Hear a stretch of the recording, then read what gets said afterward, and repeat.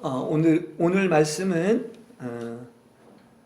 로마서 8장 1절에서 11절, 그리고 요한복음 11장 17에서 27절, 38에서 53절의 말씀을 가지고 생명의 성령의 법으로 운행하시는 부활의 주님이란 제목으로 함께 은혜를 나누겠습니다. 바울은 한 법을 발견했다고 말을 하고 있습니다. 그럼 이 법은 무엇인가? 법이라는 것은 누구에게나 동일하게 적용되는 것입니다. 그러니까 어떤 예도 없이 어떤 일이 발생할 때마다 동일한 것을 말을 하고 있는 것입니다. 그래서 바울은 로마서 7장 21절에서 내가 선을 행하려고 할 때 원하는 선을 행하지 않고 도리어 악을 행한다는 것입니다. 그래서 나는 이 하나의 법을 발견했다, 이렇게 이야기를 하고 있는 것입니다. 이 말의 뜻은 내가 나의 의지로 선을 행하려고 하지만은 언제나 성공한 적이 없어요. 결과는 실패했다는 얘기인 것입니다. 그리고 실패한 것이 생명의 능력을 의지하는 것이 부족하다고 생각해서 또 다시 선을 행하려고 작정했지만은 그 로마서 7장에 있는 것처럼 또 실패하고 또 실패하는 이 법을 발견을 하게 된 것입니다. 그래서 바울은 이제 다른 방법이 없는 것을 알게 됐습니다. 영원히 이길 수 있는 방법이 없습니다. 그것은 왜 그러느냐? 바울이 이 법을 발견했기 때문입니다. 다시 말해서 자기가 선을 행하려고 해도 항상 실패하는 이유가 어디에 있는가? 이것은 내 안에 법이 있다는 거예요. 그럼 그 법은 어떤 법이냐? 내 안에 죄와 사망의 법이 있기 때문이라고 이야기를 하고 있습니다. 그래서 우리 인간은 이것을 분명히 알아야 돼요. 우리 안에 죄와 사망의 법이 있는 한 우리는 그 법에 어떤 지배를 받는다면 계속해서 어떻게 되겠습니까? 그야말로 악이 함께 있기 때문에 나를 죄의 법 아래로 사로잡아 오는 것을 보는 겁니다. 이게 나의 실체를 정확히 알아야 되는 것입니다. 그렇죠? 그래서 바울은 이렇게 얘기합니다. 길이 없고 방법이 없는 것을 알고서 오라, 나는 비참한 사람입니다. 도대체 누가 나를 이 사망의 몸에서 건져낼 수 있겠습니까? 이렇게 고백하고 있는 거예요. 그렇습니다. 그래서 저는 이 말씀을 이렇게 보면서 우리가 알아야 될 것은 일찌감치 이걸 알면 얼마나 좋겠습니까? 이 법을 모르고 나니까 또 다시 내가 어떤 선을 행하려고 하지만 내 안에 악이 함께 있기 때문에 나를 죄의 법 아래로 사로잡아 오는 것을 보게 되는 것이죠. 그래서 이걸 알아야 됩니다. 다시 말한다고 하면 로마서 7장에서 가르쳐주고 있는 것은 나에게는 아무것도 할 수 없고 나로 말미암아서는 아무런 방법도 없다는 것을, 구제불능하다는 것을 이미 깨닫는 것이 은혜인 것입니다. 오히려 그렇습니다. 자, 그렇다면 방법이 없어요. 자, 그렇다면 이게 나에게는 불가능하다는 것이죠. 나는 할 수 없다는 것입니다. 지금 그러면 어디서 찾아야 되겠는가? 누가 있지 않고서는 안 돼요. 내가 아닌 다른 것이 있어야 되는 것이죠. 그래서 누가 있어야만이 구원할 수가 있는 것인데 이것이 또한 죄와 사망도 법이기 때문에 이 법을 정복하고 해방할 수 있는 다른 강력한 법이 있어야 될 수밖에 없는 거예요. 그죠? 다른 강한 법이 필요하다는 그런 사실인 것입니다. 근데 우리가 이제 그 하나님의 능력이 있어야 됩니다. 하나님에 관련된 것은, 근데 이것도 필요하지만 또 하나님을 인식하는데 필요한 것은 바로 뭐냐? 또 법이 있어야 되는 것입니다. 능력은 이렇게 필요하지만은 그러나 우린 계속해서 이겨야지 한 번만 이겨서는 안 되지 않습니까? 그러려면 계속해서 이기려면 어떤 것입니까? 바로 법으로 운행되는 무엇이 있어야 되는 것이죠. 그래야 항상 이길 수가 있는 것입니다. 그래서 이 법이 있어야 항상 승리할 수 있는데 그게 바로 뭐냐? 그것이 바로 성경에서 이야기하고 있는 것처럼 이 죽음의 몸에서 나를 구해줄 누가, 이 누구가 누구냐? 이게 바로 복음이에요. 이 누가 누굽니까? 예수 그리스도만이 이 사망의 몸에서 나를 건져낼 수 있는 거예요. 근데 그거로만 끝나는 게 아니야. 하나님의 능력이 있는 것인데 그건 이례적이면 안 되죠. 계속해서 승리해야 되지 않겠습니까? 그러기 위해서는 또 뭐가 필요한 것이냐? 우리 안에 그분이 사심으로 말미암아 어떤 법에 의해서 살아야 되는데 그게 바로 뭐다? 생명의 성령의 배부에 지배를 받을 때 항상 계속해서 이기는 거예요. 할렐루야. 그죠? 그렇습니다. 이 법의 지배를 받을 때 한 번만 이겨서는 안 되잖아요. 신앙생활이라는 게. 끝까지 이겨야 되지 않겠습니까? 그렇습니다. 그래서 우리가 잘 아는 것처럼 바울은 로마서 8장 1절 2절에서 이제 그리스도 예수와 함께 사는 자는 결코 정죄를 받지 않는다 그랬는데 이 정죄는 딴 데는 유죄 판결이라고도 이렇게 얘기를 했고요. 이것은 그야말로 내가 그냥 스스로 선을 행하려고 하지만은 결국은 실패하기 때문에 거의 아주 죽음 직전까지 몰리는 그걸 계속 경험했다는 것을 이야기하고 있습니다. 그럼 누구 안에서 이거 정죄를 받지 않는다? 이런 무기력한 죽음의 상태에 빠지지 않는 것은 오직 그리스도 예수 안에 있을 때만 이런 일이 일어난다는 얘기인 것입니다. 그리고 이어서 뭐라고 얘기하느냐? 그것은 이제 그리스도 예수와 함께 생명을 누리게 하는 성령의 법이 바로 죄와 죽음의 법에서 나를 해방시켜 주었기 때문이라고 이야기를 하고 있습니다. 할렐루야. 그러니까 죄와 사망의 법을 이길 수 있는 유일한 이 법이기 때문에 법이 더 큰 강력한 법으로만이 해방과 자유를 누리게 될 수 있는 것인데 이것이 바로 뭐냐면 생명의 성령의 법인 거예요. 그렇습니다. 그래서 생명의 성령의 법이 내 안에서 운행되기만 하면 우리는 그렇게 막 결심하고 작정하고 애쓰지 않고 오라 곤고한 사람이다 나는 비참하다 이 얘기를 하지 않고도 이렇게 포도나무에 가지가 붙어 있으면 저절로 열매를 맺는 것처럼 죄와 사망에서 해방받고 자유하게 되는 것입니다. 그렇죠? 네. 자, 그러므로 내가 무슨 뜻을 세워서 무엇을 하려고 하는 것은 신앙이 아닙니다. 그건 내가 신앙생활을 하려고 하는 거예요. 그래서 그게 바로 종교라고 하는 것입니다. 근데 그것은 결국은 실패합니다. 그래서 이 사망의 몸에서 누가 나를 건져낼까? 이렇게밖에 이야기할 수가 없는 것입니다. 다시 한번 반복해서 얘기하지만 신앙생활은 내가 하는 게 아니에요. 내 안에 있는 그분이 하는 것이죠. 근데 우리는 계속해서 내 또 의지나 노력으로 하려고 하는데 그건 또 또다시 실패한다는 것을 알아야 돼요. 그렇게 이야기를 하지만 또 그런 것을 볼 수가 있어요. 그래서 이 하나님의 법칙은 바로 뭐냐? 오직 생명의 성령의 법이 우리 안에서 운행되기만 하면은 바로 죄와 사망의 법에서 해방될 줄로 믿습니다. 그러니까 여러분이 손을 내려놓고 아무것도 하지 않는 것이 필요합니다. 아니 그게 무슨 말입니까?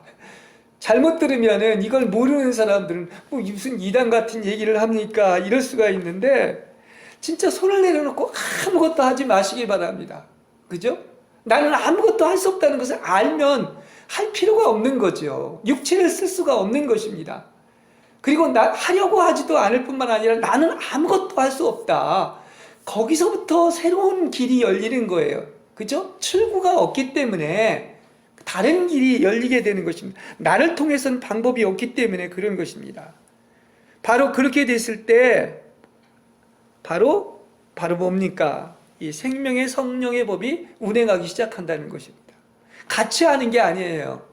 그러니까 내가 끝났을 때, 내가 하지 않을 때 그분이 하시는데 내가 하면 그분이 못 하시는 거죠. 그래서 내가 항상 한 말이 바로 뭐죠? 내가 끝났을 때, 내가 이사를 가야 그분이 시작을 하는데 내가 자꾸 하려고 하면 그분이 안 하지 않습니까? 이걸 얘기한 겁니다. 그래서 이 얘기를 이렇게 설교를 하는데 참 이게 말은 그런데도 불구하고 이게 얼마나 어려운지 몰라요. 쉽게 하나의 예를 든다고 하면 성경은 염려하지 말라고 그러죠.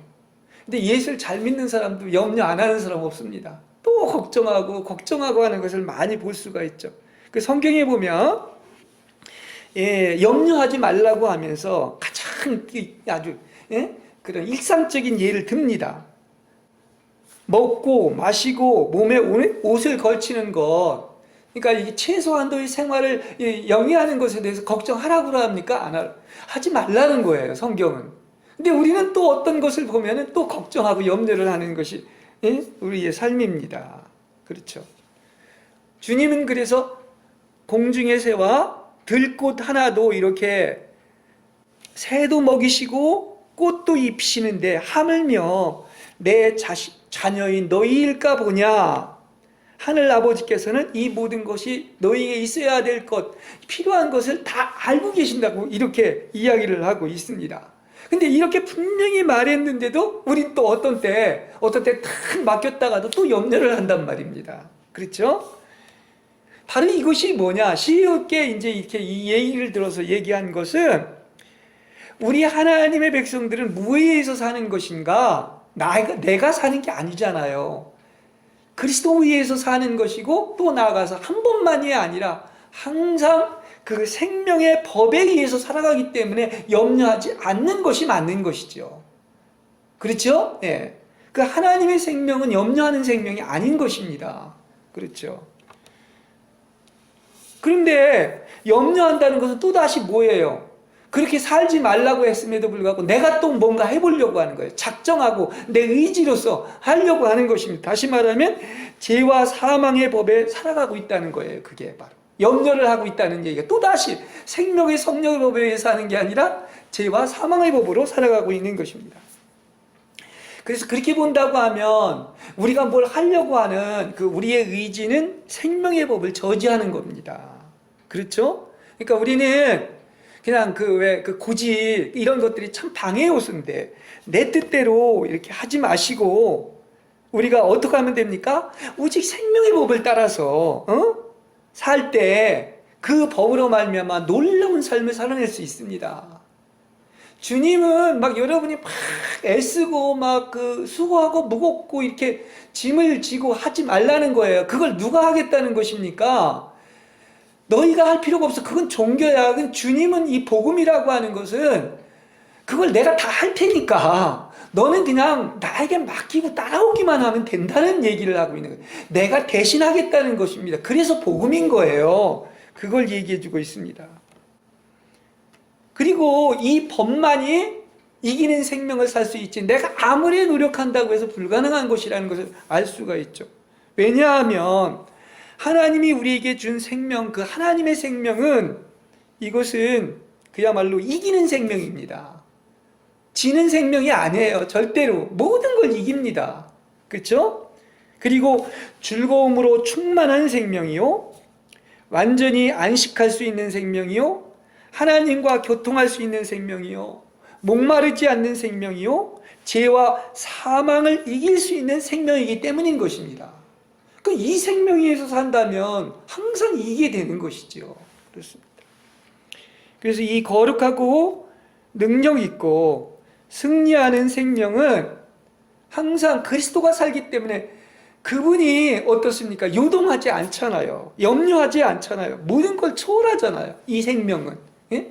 그렇죠. 어떤 세상에 사람의 생명이나 혼의 생명처럼 그렇게 되지 않습니다. 그러니까 이 생명에 의해서 살면은 어떤 것입니까? 우리도 요동치 않고 초월하고 염려하지 않고 나에게 능력을 주시는 분을 힘입어 나는 무슨 일이든지 할 수 있을 줄 믿습니다. 이것이 그분의 생명, 그 놀라운 이기는 생명에 의해서 살아가는 법칙이지요.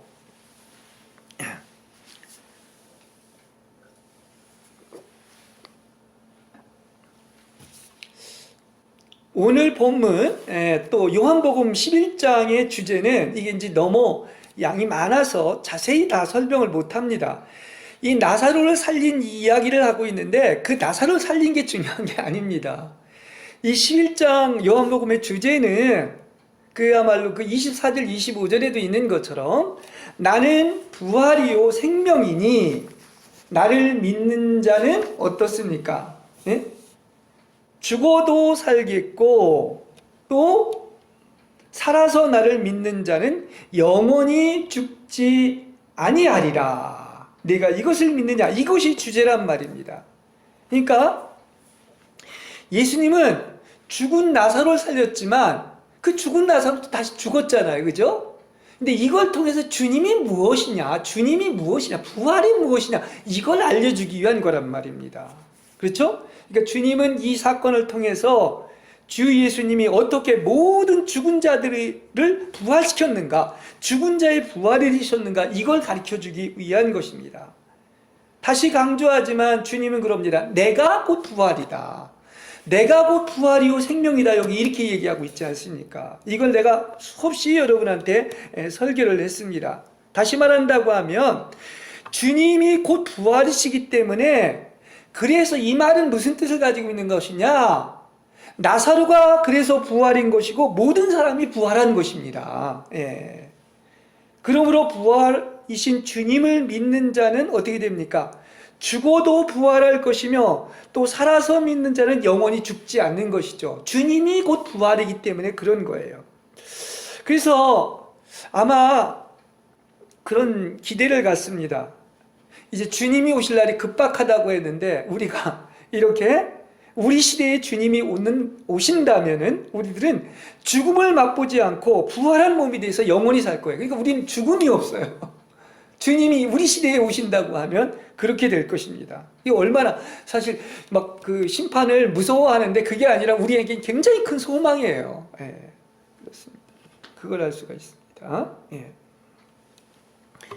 그래서 여기 나는 부활이요 생명이다. 다시 말하면 주님이 부활이고 생명이다는 이 말은 이 그리스도 안에서의 모든 역사는 모두 나는 이다이신 이 원리 안에 나타나 있다는 거예요. 그죠? 예수님은 뭐 100가지 이상 나는 뭐 안식일의 주인이다, 나는 생명이다, 나는 부활이다, 나는 빛이다, 이런 얘기를 계속하는 이유가 바로 그런 것입니다. 그렇죠? 그러니까 예수님의 부활이라는 것은 쉽게 얘기한다면 여러분도 부활한 거예요. 왜냐? 예수가 있기 때문에, 예수 안에 있기 때문에 그런 것입니다. 그러니까 예수님이 생명이기 때문에 우리에게도 영원한 생명이 있는 거예요. 무슨 얘기인지 아시겠죠? 그러니까 주님이 주신 것이, 이게 중요한 것이, 자꾸 우리는 어떤 그 사물이나 한 항목을 얘기하는데 당신 자신을 주신 겁니다. 그렇죠? 주님 자신을 주신 거예요. 그렇습니다. 그래서 그분이 우리 안에 계시지 않습니까? 그러니까 부활이냐 생명이냐, 이거 부활을 주세요, 생명을 주세요, 이렇게 하면 안 되는 거예요. 인내를 주세요, 아닌 것입니다. 주님이 들어오면 내가 인내할 수 있고 내가 부활이고 곧 내가 생명인 거예요. 할렐루야. 얼마나 좋은 것입니까? 한 항목을 구하면 안 되는 거예요. 주님을 구하면 그 안에 다 포함이 되는, 그게 바로 나는 이다, I am who I am, 그 하나님의 말씀을 하고 있는 것입니다. 그렇죠? 예. 자, 그러므로 예수님을 소유했다는 것은 예수님 안에 포함된 모든 것을 다 여러분들이 가지고 소유했다는 사실을 믿으시기 바랍니다. 이게 얼마나 큰 축복입니까? 그 예수님이 뭐라고, 진리다, 빛이다, 사랑이다, 은혜다, 생명이다, 평강이다, 안식이다. 근데 예수님을 주셨기 때문에 이러한 빛이나 평강이나 안식이 바로 여러분 것이 된 것입니다. 근데 이게 얼마나 풍성한 것을 우리가 얻은 것입니까? 하나님의 모든 것을 우리가 소유하고 있어요. 그분이 살고 있고 우리 안에. 그죠? 그래서 지금 내 안에 예수님이 살고 계신 것은 당연히 이 놀라운 풍성한 하나님의 이기는 생명을 체험할 수가 있고, 또 부활의 하나님이라고 했기 때문에 이 부활은 사망도 정복할 수가 있는 능력을 가지고 있죠. 그러니까 우리도 그러한 체험을 하는 거예요. 그러니까 여러분은 죄뿐만 아니라 생명을 통하여 사망까지도 정복하고 이기는 체험을 하게 될 줄로 믿습니다. 보십시오. 우리가 죽어도 살겠고, 예? 살아서 믿는 자는 영원히 죽지 않는다고 하는 것을, 우리 안 죽어요, 여러분. 믿습니까? 그게 바로 부활의 능력, 죽음을 정복한 거예요. 누구 때문에? 예수님 때문에. 그것을 알 수가 있는 것입니다. 그렇죠? 그러니까 우리에게 있는 어떤 하나님 아닌 부정적인 것들이 많이 있죠. 재나 사망, 환경, 시련, 어둠도, 이 모든 것도 다 우리는 정복할 수가 있는 것이죠. 누구 안에서는? 예수 안에서는. 그렇죠? 그것도 어느 정도 넉넉히 그 생명으로 이기고 모든 사망을 정복하게 될 줄로 믿습니다. 이게 신앙, 참된 신앙인 거예요. 보십시오. 우리 주님이 이렇게 사망을 정복한 뛰어난 부활의 능력이 있는데 그분이 우리 안에 있지 않습니까? 그리고 넉넉히 이기는 하나님의 생명이 있지 않습니까? 그래서 이걸 체험하는 게 신앙생활이죠. 그렇지 않습니까? 그래서 이것뿐만이 아니라 이게 또 어떻게 있다? 그분이 항상 우리 안에 살아있어서 바로 어떻습니까? 생명의 성령의 법으로 있기 때문에 이 법은 항상 동일하게 적용된다고 그랬죠? 계속해서 언제까지? 모든 게 다 이루어지고 완성될 때까지, 완전해질 때까지. 할렐루야! 이건 복이에요. 그렇죠? 이 법에 의해서 계속 지배를 받기 때문에 완전해질 줄로 믿습니다. 그렇기 때문에 우린 뭐 하면 돼? 갈라디아서 5장도 얘기를 하고 있지만 우리가 할 일은 이 성령의 생명의 법이, 다시 말하면 성령을 쫓아 살기만 하면 우리는 성령이 대신해서 하는 것이요, 그분이 성령의 열매를 맺게 하시는 것이지요. 누가 한 거예요? 주님이 하시는 거예요. 그게 신앙생, 이게 정상적이고, 내가 하는 것이 비정상이고 주님이 하시는 게 정상적인 그리스도인의 생활인 것이죠. 그래서 그분이 하시고 그분이 열매 맺게 하신다면 당연히 육체를 따라 행하지 않고 육체의 일들은 다 죽을 것입니다. 그죠? 예. 왜냐? 성경은 분명히 얘기합니다. 그리스도께서 육체를 대적해서 이긴다고 그랬어요. 그러니까 다시 말한다고 하면 우리가 육체를 대적할 필요가 없는 거예요. 갈라디아서 5장에 보면 육체의 소욕은 성령을 거스리고 성령의 소욕은 육체를 거스립니다. 누가 싸우는 겁니까? 육체와 육체의 소욕과 성령의 소욕이 싸우는 거예요. 그렇기 때문에 어떤 것입니까? 우리가 육체를 대적하면 우리는 져요. 백전백패합니다. 그죠? 그러나 육체의 욕망은 그 영을 거스리고 그 영은 육체를 거스리기 때문에 바로 뭡니까? 성령의 육체의 욕망을 죽이는 것이죠. 자, 그러면 우리가 할 일은 뭐냐? 막 작정하고 결심하고 또 다시 해서 실패하는 것이 아니라 나는 오로지 주님의 편에 서서 뭐만 하면 돼? 그 영만 쫓으면 될 줄로 믿습니다. 할렐루야. 그런 거예요. 어떻게 보면 가장 어려운 것 같으면서 가장 쉬운 거. 그렇죠? 양면성이 있죠. 그래서 우리는 성령이 이끄시는 대로 따라가는 즉시 그리스도 안에 있는 모든 것이 다 살아있음을 발견하게 체험하게 되는 것입니다. 그렇게 본다면 이 그리스도가 내 안에 산다는 것이 얼마나 대단한 것입니까? 그죠? 그 놀라우신 하나님이 나와 같이 살고 있다는 것을 안다면 그분은 한 도성이나 우주를 뒤집어 놓고 정복할 수가 있고 모든 음부의 권세조차도 사탄조차도 죽음조차도 정복할 수가 있는 분인데, 여러분 우리가 정말 그렇습니다. 우리에 의해서 하나님이 제한당하면 안 되잖아요. 그죠? 근데 하나님이 막 강제로 하시는 분이 아니라 인격적인 분이시기 때문에 그렇게 좋으신 하나님이 우리 안에 있는데도 그분을 따르지 않고 여러분이 육체를 따라 향하면 하나님도 어찌할 수가 없는 거예요. 그 놀라우신 하나님이 계셔도.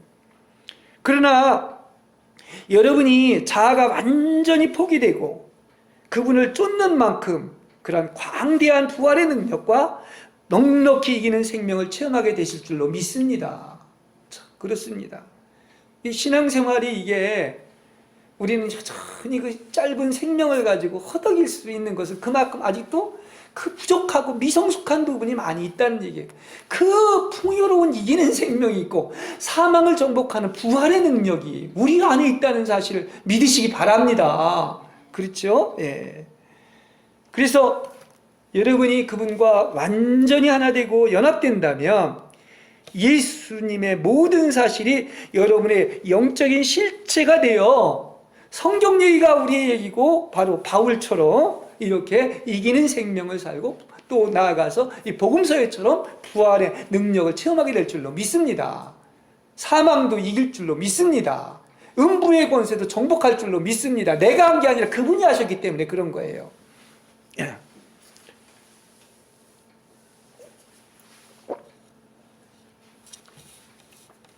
자, 우리가 이 부활, 오늘 그 11장의 요한복음의 부활을 얘기를 하면서 부활 생명을 체험하는 것은 이게 뭐를 부활이라고 하느냐 하는 것을 알아야 됩니다.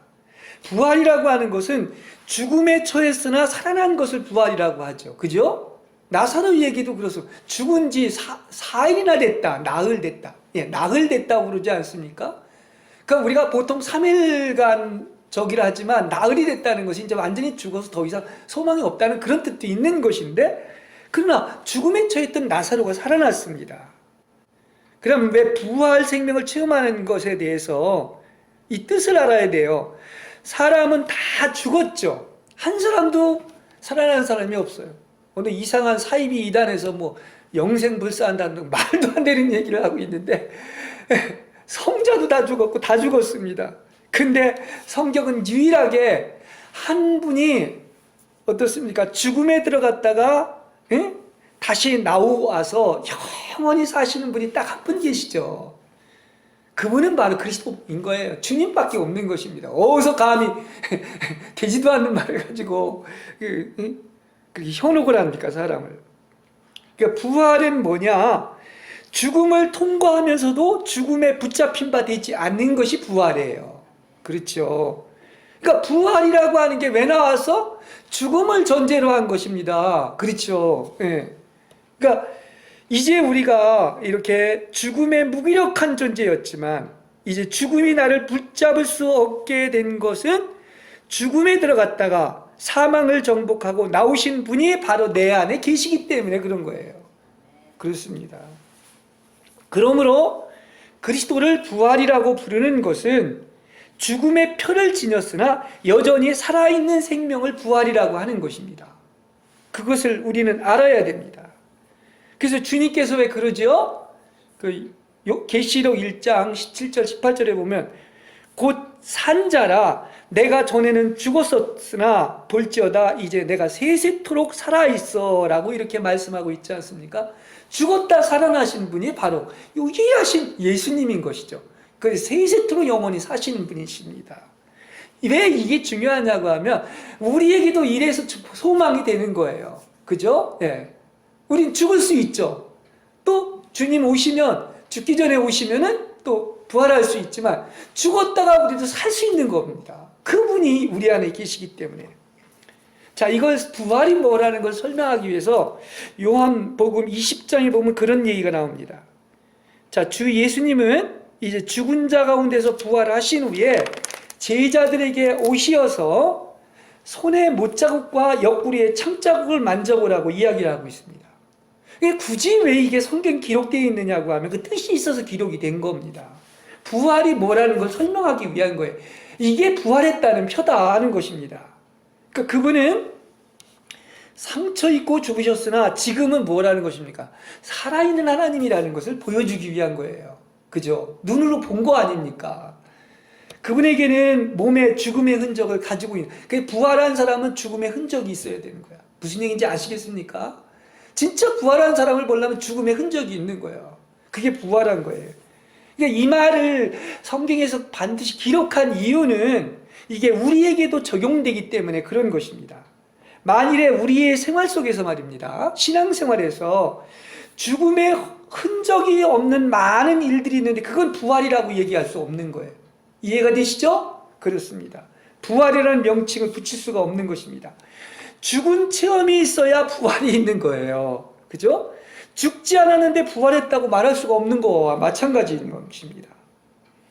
그러니까 여전히 그 옛 생명이 있는데 그게 그대로 있고 또 그것이 고쳐지고 도달하고 한 것이라면 그것은 여전히 죽은 거예요. 왜냐? 그건 옛 생명에 속한 것이기 때문에 그렇습니다. 부활은 뭐냐? 부활이라는 것은 새롭게 다른 생명으로 탄생한 것이고 그리스도로 완전히 바뀌어진 것이고 그리스도를 얻은 것이 부활인 것입니다. 옛 것이라면 부활이 아니에요. 옛 것에서 새 것으로 나에게서 그리스도로 완전히 대치된 게 부활이라는 뜻을 가지고 있는 것입니다. 그렇죠? 그러니까 오직 과정을 거쳐서 죽음의 흔적을 지니고서 살아있는 것만이 부활인 줄로 믿습니다. 그렇습니다. 이게 내가 무슨 얘기를 하는지 여러분들 알 거예요. 눈치 빠른 사람은. 그렇죠. 과연 옛 것인 인간의 총명이나 지혜나 어떤 천연적인 유창함이나 이런 능력에 과연 죽음의 흔적이 있느냐, 죽음의 흔적이 없다. 이것이 끝나지 않았다면 이거 부활이 아니라는 뜻을 가지고 있는 것입니다. 그렇죠? 그건 부활이 아닌 것입니다. 그러니까 죽고 부활한 것이 없다면 그것은 아무리 좋아도 그것은 여전히 육인 것이고 땅에 속한 것이고 죄와 사망의 법 안에 있는 거예요. 그렇습니다. 그러니까 여기서 제가 이 설교를 하는 뜻을 알 겁니다. 우리가 확실하게 말할 수 있는 것은 바로 뭐냐? 살리심 받은 사람의 부활의 능력 안에는 뭐가 있다? 그 표시가 있는데 죽음의 표시가 있는 거예요. 흔적이 있는 거예요. 창자국과 못자국이 있는 것처럼. 그러면 이것은 똑같은 것을 해요. 옛날에나 지금이나 그렇지만 벌써 주인이 바뀐 것을 얘기하고 있는 거예요. 그렇습니다. 다시 말해서 죽음의 표시가 있는 부활 안에 있다는 것은 더 이상 내가 하는 것이 아니라 오직 그리스도에 의해서만 하는 것이 부활이다. 이렇게 얘기할 수 있습니다. 그죠? 예. 이제 우리는 모든 것을 할 수 있지만 이 부활 안에 있는 사람은 일말이라도 자기 자신을 신뢰하지 못하는 겁니다. 내가 하는 것이 아니기 때문입니다. 자신은 할 수 있다는 것이 그전엔 내가 할 때는 나는 할 수 있다고 했는데 죽음의 표시를 통해 부활 안에 있다는 것은 나는 할 수 없다는 그 약함으로 바뀌게 되는 거예요. 똑같은 일을 해도 이것을 바로 부활이라고 부르는 거예요. 그러니까 믿는 이가 아직도 강하고 나는 무엇인지 할 수 있고 자기 확신에 찬 것은 사실은 십자가에 죽음의 표시가 없는 거예요. 그건 부활이라고 부를 수가 없는 것입니다. 왜냐? 죽음의 흔적과 부활이 뭐라는 걸 모르기 때문인 것입니다. 그래서 바울은 고린도전서 2장 3절에서 뭐라고 그럽니까? 내가 너희 가운데 있을 때 약하며 두려워하며 심히 떨었다고 이야기를 하고 있습니다. 죽음의 흔적, 십자가를 거쳐서 부활한 사람들은 다 이런 특징을 가지고 있어요. 야곱이나 모세를 보십시오. 다루심 받고 나서는 스스로 무엇을 할 용기를 잃어버렸습니다. 그래서 또 내가 하면 어떤 다루심을 받을까 두려워서 뭐가 중지되는 옛사람이 육체의 활동이 중지된 거예요. 이게 바로 할례당인 것입니다. 육체가 죽은 거예요. 오직 누구 안에서만 하는 거예요? 그리스도 안에서만, 성령 안에서만, 성령이 하는 것이에요. 이게 부활의 표시라는 거예요. 무슨 얘기인지 아시겠죠? 그런 것입니다. 자, 그렇다면 십자가의 흔적이 있고 부활한 사람의 특징이 있습니다. 그건 바로 뭐냐? 유일하게 할 수 있는 일이 바로 뭐냐? 우리는 신앙생활을 어떻게 하는 것이냐? 우리가 할 일은 이거 하나밖에 없어요. 다시 말한다고 하면 내 의지를 하나님을 향해서 들여서 주님만 의지하고 절대 순종하고 성령을 쫓는 것만큼은 없는 거예요. 내가 애쓰고 수고하는 게 아닙니다. 그죠?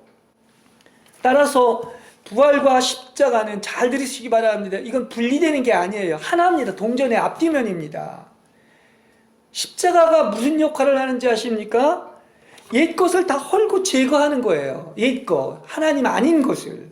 그리고 동시에 이건 왜 십자가와 부활을 동시에 봐야 되느냐면 그 헐고 제거되는 만큼 동시에 그리스도가 세워지기 때문에 그런 거예요. 그리스도로 건축되는 거예요. 그래서 우리에게서 나온 것들은 십자가를 통과하면서 다시 살 수가 없는데 왜냐? 이는 죽음 안에서 상실되기 때문에 그런 것입니다. 다 소멸되기 때문에 그런 거예요. 그래서 죽음의 표시를 가진 채 살아있는 것을 부활이라고 하는 겁니다. 네. 자, 많은 형제가 자, 우리를 봐도 그렇습니다. 내가 과연 죽었다는 것과 내 안에서 죽음을 이루었다는 역사를 어떻게 알 수 있습니까? 여러분 어떻게 알 수 있습니까? 아마 이 얘기를 하면 여러분 알 수 있을 것 같아요. 대답은 바로 뭐냐고 하면, 이렇게 내가 죽고 내 안에 죽음을 이루었다는 역사를 알려면 여러분 분명히 예전과 다릅니다. 지금 똑같지가 않습니다. 다시 말하면 당신은 아마 많은 것들을 잃었을 겁니다. 어떻게 보면 옛것을 더 많이 잃었을 겁니다. 많은 것들이 죄졌기 때문에 그래서 전혀 다른 사람으로 바뀌게 되는 것이죠. 옛것이 잃어야 돼요. 그래서 이전 것은 지나가서 완전히 새 사람 됐다고 얘기를 하고 있지 않습니까? 그래서 여러분 보십시오. 여러분이 정말로 내가 어떤 십자가 부활을 가졌다는 어떤 표시 중에 하나가 바로 뭐냐, 날마다 어떻게 보면 1년, 2년마다 어떤 것입니까? 옛것이 없어진 거예요. 온데간데 없이. 그렇죠? 그래서 성령은 여러분의 옛것을 빼앗고 박탈하고 매맞고 징계당하고 시련을 통해서 옛것이 사라졌음을 발견하게 되는 것입니다. 여러분 옛것이 사라졌습니까? 그게 바로 십자가에서 부활한 증거예요. 옛것이 아직도 있다면 그건 전혀 변화가 안 된 것입니다. 그렇죠? 그래서 여러분 잃은 것이 많습니까? 혼생명인 자아와 어떤 재물과 직업과 명예와 형제자매와 자식이나 집이나 토지를 잃은 것은 이제 그리스도 한 분만을 얻기 위한 하나님의 손길인 것을 아시길 바랍니다. 그건 하나님을 축복하기 위한 거예요. 그리고 거기에는 큰 상급이 따릅니다. 십자가가 역사할 때 여러분은 십자가가 아니라 커다란 마이너스와 정결케 하는 역사가 있었을 것입니다. 여러분에게 무덤 속에 들어가는 것이 많다면 내가 죽었다는 표시요 반드시 얻어지는 것이 있습니다. 그래서 부활은 바로 뭡니까? 내가 죽는 동시에 그리스도의 부활로 세워지는 것을 얘기하고 있습니다. 그렇죠? 부활 따로 십자가 따로가 아닙니다. 그래서 부활은 십자가를 포함합니다. 그러므로 십자가를 통과하지 않고는 어떤 것도 하나님과의 관계를 가질 수가 없는 거예요. 하나님은 부활 안에 있는 것만을 가지고 영의 세계에서만 어떻게 관계를 가질 수 있는 것이죠. 육체의 세계에서는 관계를 가질 수가 없는 것입니다. 그래서 부활에 들어가려면 긴 밤을 지나 십자가를 거치고 나서 오는 것이 부활인데, 그러나 이 긴 밤도 긴 것 같지만 결국 하룻밤 지나면 새벽이 오는 거예요. 하룻밤에 불과한 것입니다. 왜 우리는 이 풍요한 생명과 죽음도 정복하는 부활의 경지에 많이 들어가질 못할까요? 하나님은 아직 죽고 부활할 필요가 있는 사람과는 접촉하거나 교통할 수가 없고 그렇게 하지도 않을 것입니다. 반드시 천연적인 모든 것은 죽음에 넘겨져야 합니다. 그리고 하나님과의 관계를 가질 수 있는 것은 다 뭐다? 죽은 자 가운데서 살아난 것만이 바로 뭡니까? 이렇게 하나님과 관계를 가질 수가 있고, 하나님은 그러한 영적인 사랑과 교통하는 것이고, 또 그때 생명과 성령의 법이 운행되게 되는 것입니다. 부활의 경지에 이른 사람은 일생을 거쳐 십자가의 흔적이 있을 것입니다. 이 죽음의 표가 우리 안에서 부활했음을 증거하고 있습니다. 오직 십자가를 견딜 수 있는 것만이 부활이며 영적 가치를 가지고 주님이 인정하시는 것입니다. 다 죽은 사람을 한번 보십시오. 얼마나 아름다운지, 그리고 정말 금그릇과 흙그릇으로 하나님이 기 쓰고 있는지. 부활은 죽었다가 다시 얻는 것입니다. 아담 안에 있는 모든 것이 다 죽음을 거치게 하고 그리스도 안에서 그동안 잃은 것을 다시 찾는 회복의 역사가 있는 것입니다. 저는 여러분이 거듭난 날이 있는 것처럼 이제 십자가의 흔적이 있고 부활의 경지에 이른 날이 있을 것이라고 봅니다. 그렇죠? 여러분 언제 거듭났습니까? 그럼 여러분 언제 부활했습니까? 부활의 경지에 이르고 완성된 날이 있습니까? 이 과거의 것과는 비교할 수 없는 부활의 날이 있는데, 여러분 측량할 수 없는 이기는 생명과 부활을 체험하는 여러분이 되시길 바랍니다.